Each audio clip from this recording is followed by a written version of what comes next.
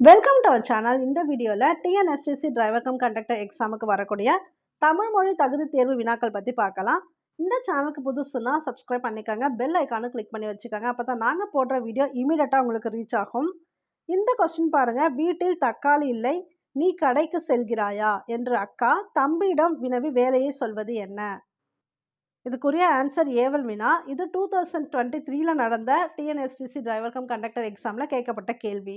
So இந்த type of question திரும்ப உங்களுக்கு கேட்கறதுக்கு வாய்ப்பு இருக்குது. இதே கொஸ்டின் வரலனாலும் இந்த டைப் ஆஃப் கொஸ்டின் கண்டிப்பாக வரும்.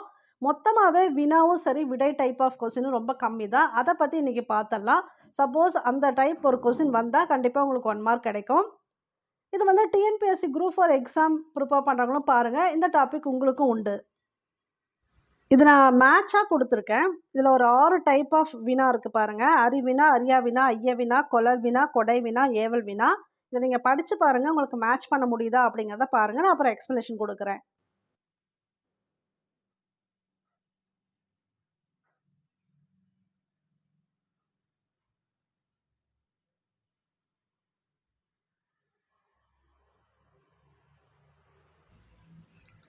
இந்த கொஸ்டினுக்கு விடை நான் டைரெக்டாகவே கொடுத்துருக்கேன், எக்ஸ்ப்ளனேஷனோட கொடுத்துருக்கேன்.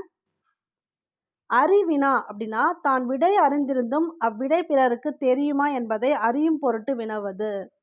அதாவது ஒரு இன்ஃபர்மேஷனோ இல்லை ஏதாவது ஒன்று பற்றி அவங்களுக்கு தெரியும், அவங்களுக்கு விடை தெரிஞ்சிருந்தாலும் மற்றவங்கள்ட்ட அந்த விடை தெரியுமா அப்படிங்கிறத கேட்கறது தான் அறிவினா. அறியா வினா அப்படின்னா தான் அறியாத ஒன்றை அறிந்து கொள்வதற்காக வினவுவது. இந்த பேருந்து இங்கே நிற்குமா அப்படிலாம் கேட்கறது. அவங்களுக்கு அந்த பேருந்து இங்கே நிற்கும் நிற்காதுன்னு தெரியாது. ஸோ நிற்குமா அப்படின்னு கேட்டால் அவங்களுக்கு தெரியாத ஒன்று, அதை தெரிஞ்சுக்கிறதுக்காக கேட்கறது அறியா வினா. ஐய வினா, ஐயம் நீங்கி தெளிவு பெறுவதற்காக கேட்கப்படுவது, அதுதான் ஐய வினா. கொளல் வினா, தான் ஒரு பொருளை வாங்கி கொள்ளும் பொருட்டு வினவுவது. கொளல்னா பெற்றுக்கொள்வது, அதுதான் கொளல். தான் ஒரு பொருளை வாங்கிக்கணும், அந்த பொருள் இருக்கா இல்லையா அப்படிங்கன்னு கேட்கறது கொளல் வினா.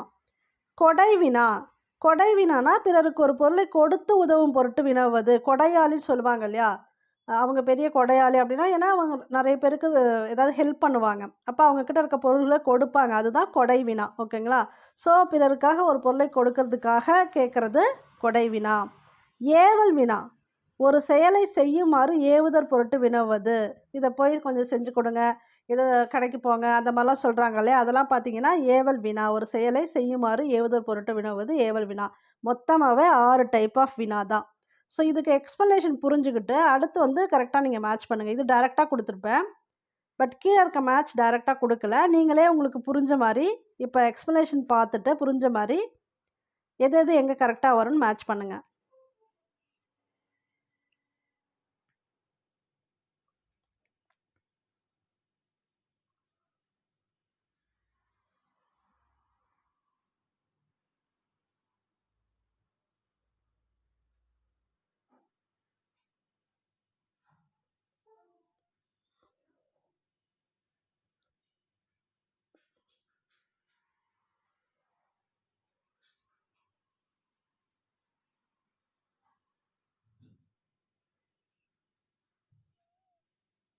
ஸோ இதுக்கு ஆன்சர் செக் பண்ணிடலாம்.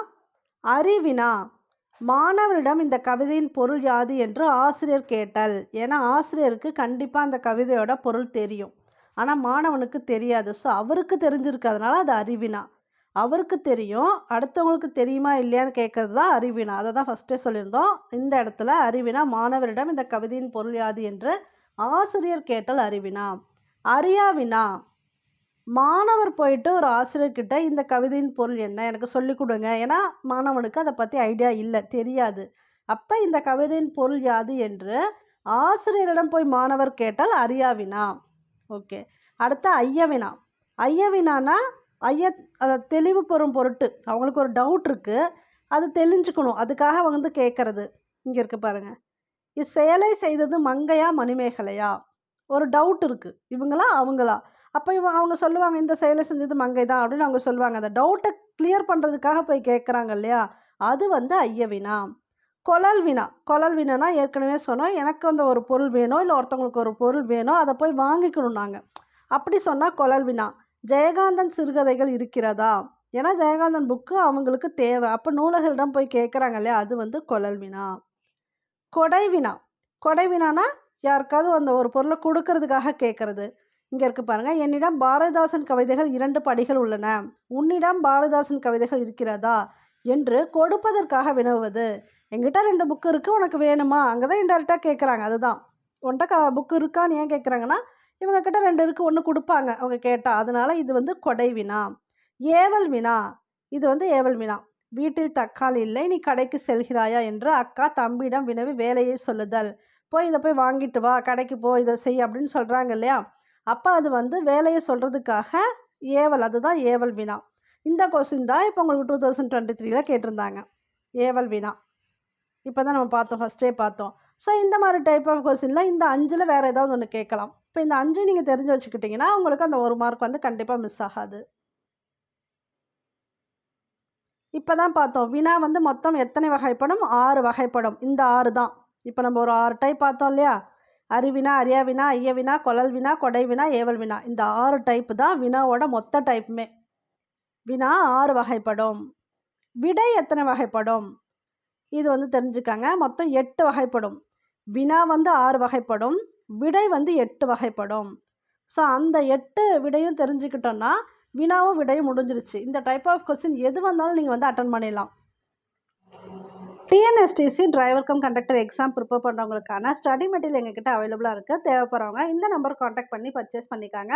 இதுலேயே உங்களுக்கு general Tamil questions, GK questions, maths, தொழில்முறை திறனறிவு தேர்வு வினாக்கள், அது மட்டும் இல்லாமல் போக்குவரத்து சின்னங்கள், போக்குவரத்து சட்ட முறைகள், விதிமுறைகள் இது எல்லாமே இருக்குது.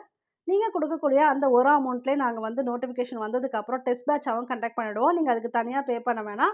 டெஸ்ட் பேட்சில் ரெகுலராக வீடியோஸ் வரும். அதுக்கப்புறம் உங்களுக்கு மேக்ஸ் எப்படி ட்ரைன் பண்ணுறது, சிம்பிளாக எப்படி நீங்கள் அட்டன் பண்ணுறது, அது போல் கொஸ்டின்ஸும் உங்களுக்கு வந்து நாங்கள் கொடுத்துருவோம். அதை பற்றி எக்ஸ்ப்ளனேஷன் வீடியோவுமே ரெகுலராக போட்டுருவோம்.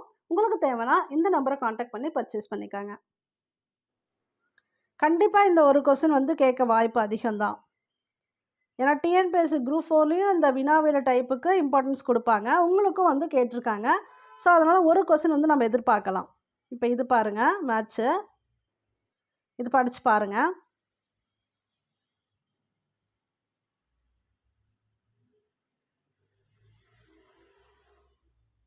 நான் வந்து டைரெக்டாக எக்ஸ்ப்ளனேஷன் தெரியும் டைரெக்டாக தான் கொடுத்துருக்கேன். சுட்டு விடை, சுட்டி கூறும் விடை. சுட்டு விடைனா சுட்டி காட்டுறது.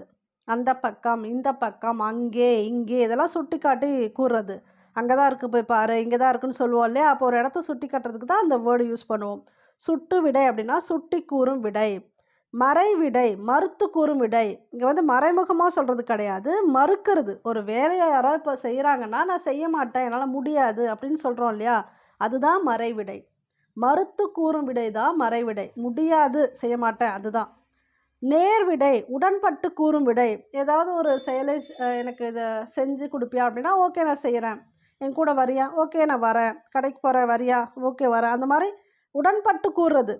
அது வந்து நேர்விடை, நேராக பதில் சொல்கிறது அப்படின்னு ஞாபகம் வச்சுக்கோங்களேன். ஏவல் விடை, மாட்டேன் என்று மறுப்பதை ஏவுதலாக கூறும் விடை. நான் செய்ய மாட்டேங்கிறத நீயே போய் செஞ்சுக்க அப்படி சொல்லுவோம். நீயே கடைக்கு போய்க்க, கடைக்கு போறியான்னா நீயே கடைக்கு போய்க்க அப்படி சொல்கிறோம் இல்லையா? அந்த மாதிரி சொல்கிறது வந்து என்னென்னா, மாட்டேன் என்று மறுப்பதை ஏவுதலாக கூறுவிடை. நீங்களே சரி ஒரு ஆர்டர் போடுற மாதிரி, அதுதான் ஏவல் விடை. இப்போ நான் எக்ஸ்ப்ளனேஷன் கொடுத்துட்டேன். இதுக்கு கீழே வந்து அதுக்கு எக்ஸாம்பிள்ஸ் இருக்கும். நீங்கள் இதை வந்து மேட்ச் பண்ணி பாருங்கள். மேக்ஸிமம் இப்போ நான் சொன்ன எக்ஸ்ப்ளனேஷனாக தான் அங்கே இருக்கும். அதை வச்சு மேட்ச் பண்ணி ட்ரை பண்ணுங்கள் ஆன்சருக்கு.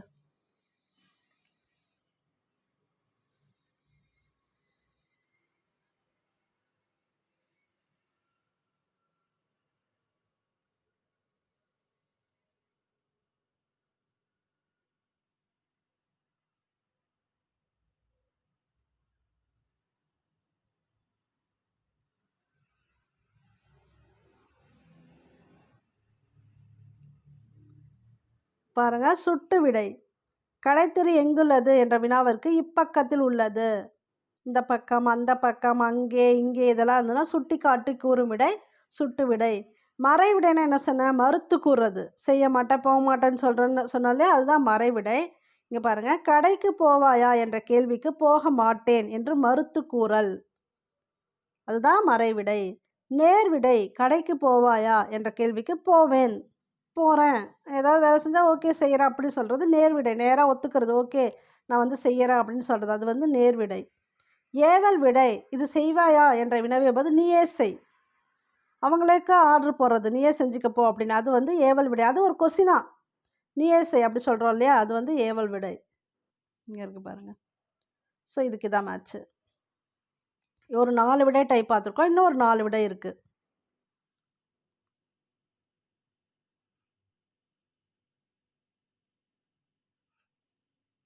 இதுவும் டைரெக்டாக தான் கொடுத்துருக்கேன். நானே ஆன்சர் சொல்லிடுறேன்.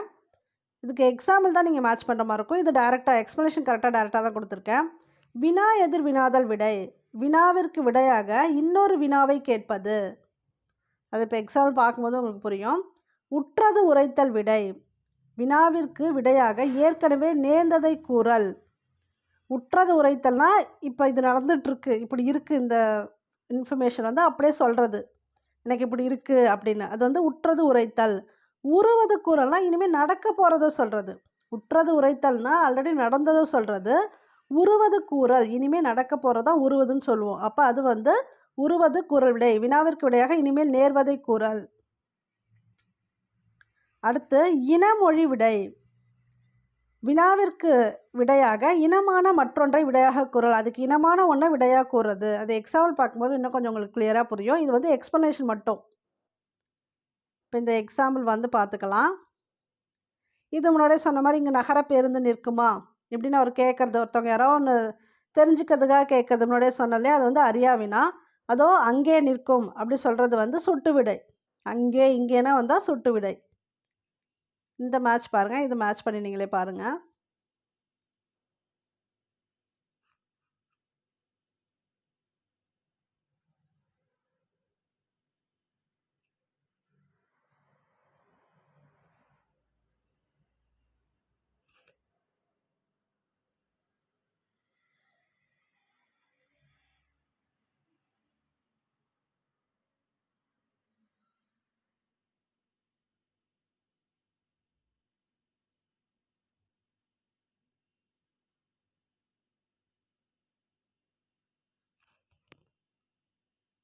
வினா எதிர் வினாதல் விடை.